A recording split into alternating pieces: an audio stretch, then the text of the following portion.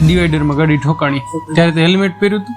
નહોતું પહેર્યું. તમે હેલા જતા હતા, ભાઈબંધ તારો પાછળ બેઠો હતો હા. અને તું કઈ એની અરે વાત કરો કે આવી રીતે અરે ભાઈ હેલાનું શું થયું હા ભાઈ ધ્યાન પડ્યું છાટ કરીને ડિવાઈડરમાં ઠોકાણી બરાબર. આ જે મગજનો ભાગ છે ને આ સાઈડનો ત્યાં આખું તારું ફ્રેક્ચર છે અત્યારે બરાબર.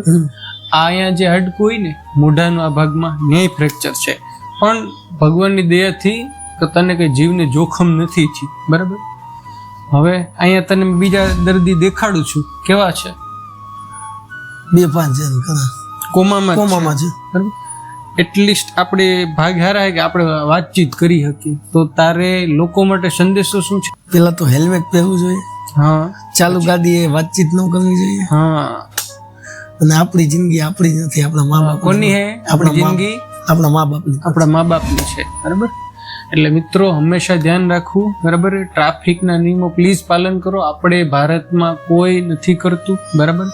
એટલે હું તમને વિનંતી કરીશ કે સમયે જ્યારે તમે રોડ પર વાહન ચલાવતા હોય હેલ્મેટ જરૂર પહેરો. ગાડી વાપરો છો તો સીટ બેલ્ટ બાંધો, ટ્રાફિકના નિયમોનું પાલન કરો અને થોડી ધીરજ રાખો. તમારી જિંદગી ખાલી તમારી નથી, તમારા ઘરે રાહ પણ જોતા હોય છે. ચલો મળીશું આગળના વિડીયોમાં. ત્યાં સુધી તમને બધાને મારા સીતારામ, જય માતાજી, જય શ્રી કૃષ્ણ.